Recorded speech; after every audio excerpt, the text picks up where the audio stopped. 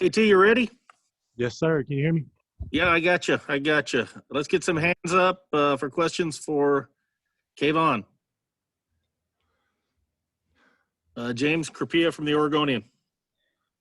KT, you talked about the goal of being 100% on assignment, alignment, technique, and being an all-around player. You've certainly made a good number of plays in the backfield, gotten home the past couple of weeks. How would you evaluate yourself so far through 5 weeks of the season? I feel like the first couple weeks coming out, I started off kind of flat. I have been not changing positions, but doing a little more, with a linebacker and, standing up, doing coverage. So I had my focus kind of, had to broaden. But I feel like I've still been making my steps. I've still been growing. I feel confident, that I've made, improvements through the season and, day in and day out. Ashley Conklin, register guard. Kayvon, what do you think the mindset of the team is after back-to-back losses getting ready for Washington this week? I feel like we need to focus on us. If you look back at the two games, I feel like we kind of got away from who we are and the things that we need to do individually and as a team. So I feel like that's kind of been our focus on, doing the little things. Like, we can never get too fixated on the big picture that we forget, our little puzzle pieces that make the picture. AJ Jacobson, Rivals. KT, it seems like the last couple of games you've been making the plays that you just barely missed out on maybe earlier in this season. What do you think the difference has been enabling you to make these plays? I think difference has been emphasis. One thing I credit my coach on doing, and one thing I've heard is that, coaches are professional watchers, and that's kind of broad to say, but my coach has done a great job, really watching my game and studying it and telling me the things that I need to focus on and really hitting home on them, for me and my whole position group. So we've kind of just been every day just focusing and, like I said, worrying about the little things as far as tracking hips and staying low and finishing through and tearing off blocks, just everything that, as the season goes on, you start to look past or, you start to worry about scheme. He kind of got us back, down our fundamentals and being to and through the numbers and stuff like that. Max Torres, scooped up. Kayvon, this game definitely has a lot of meaning for you with your story. You visited Eugene for this game, and then next thing we knew, you were a Duck. What does this game mean to you? I mean, this is most important to me. I honestly won't say that it means more than any other game because every game is important, and I kind of try to look at it like, it's an opportunity. Every time you wake up, it's an opportunity. So it's like we just get another opportunity to go out and, show what we can do as a team. And I mean, I'm juiced for it. I'm so excited and I'm ready for it to happen. Warren Williamson, Oregon Duck Football News.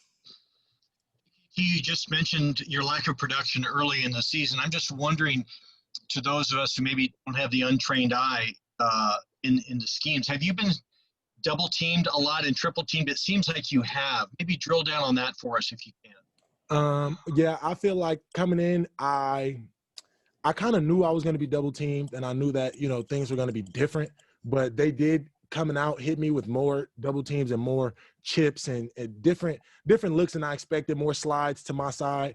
So they have manipulated the situation a little bit, but I mean, they got to play just as much as I do. So I can't really make that as an excuse, even though it has been happening, for the, yeah, it has, but it's football. KD went up against obviously a great tackle against Washington State with Lucas. Jackson Kirkland, 51, is probably the next best tackle in the league on opponents. What have you seen from him when you're going to play their left tackle in this game? What have you seen from him in particular? I mean, they got great hands and great feet. They drive after the after the ball's hiked, after contact, they're driving their feet. So honestly, like I said, we've been emphasizing, to and through the numbers, playing low. And I just know they're going to bring their Sunday best, just like, we are. So, I mean, we've been just preparing for a dogfight. It's literally going to be, take everything we got. So, but they got to Preem 247 Sports. Yeah. KT, Mario said that you guys found out about the uncertainty of this game during meetings. I guess how hard was it to take the field and focus on the task at hand without thinking about, hey, are we going to play this game? And kind of what's just been the mood of the team right now, you feel like? I feel like we have a lot to work on ourselves, as I said previously. So we weren't even focused. Like when they said it, it didn't even matter, because regardless of, what is said, either we're going to kick off or we not. So either way, we're going to keep preparing, up until they say otherwise. We've honestly just been going. We're not even looking at it or listening to the media or letting it throw us off our game. AJ Jacobson, Rivals. I've never had a chance to ask you this before, but who's tough for you? I mean, when you're going against Oregon in practice against, offensive tackles, presumably, or whoever on the offensive line, who's tough to go against? As far as who do I go against that makes me better? I mean, Yeah. If you look at the ones, George Moore, Salah, Big Steve, they're all great. We do mix around a lot, so there's not really a, one person that I go against. But it's kind of different for me because once you start playing, you start to learn personalities and you start to learn how personalities work within the game. So when you see that, it's kind of different, So I can't really say that, one person is better overall, but I can say that, whether it be run, whether it be pass, the different scenarios calls for different things. So it's like you kind of get a great mixture of, all the old tackles we have and, mixing them in and doing different looks. James.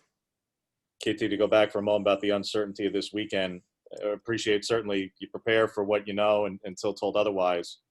But how do you mentally prepare yourself for if there isn't a game, or at least if it's not Washington, that the division may be decided or not, or there may not be a North Division champion to play in the championship game, that your chance to play in the conference title game may be gone without even getting a chance to play Washington? How do you mentally prepare yourself for that possibility that may be coming? Well, as my great-grandmother used to say, if an if was a fifth, we'd all be drunk. So there's a lot of ifs that we got and a lot of ifs, in the world. But honestly, we can't really focus on it. The more you focus on it, the more it's going to throw you off. I think we're just striving to kind of be the best team we can be and gel together, because regardless, we still going to have to play eventually. That was the moral when the season stopped. And that's just going to be the moral all the way through that, the ball's going to get kicked off and we just got to be ready to play when the time comes. Warren? KT, AJ just asked you that we haven't had a chance to really talk to you much this year at all. I'm wondering how the overall sentiment of this season has been for you, the testing, the lack of fans, everything, the uncertainty of the season. And did you ever think about opting out?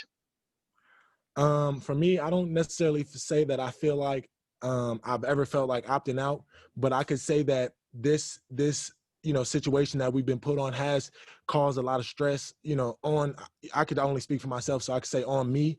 And I've kind of had to get over it. Everybody goes through slumps, everybody goes through whatever, but at the end of the day, you got to be a master of situations. You can never let a situation get too big or too, you just got to be a master of it. So that's kind of what I've been taking and just controlling what I control, not getting too worried about, all the outside noise.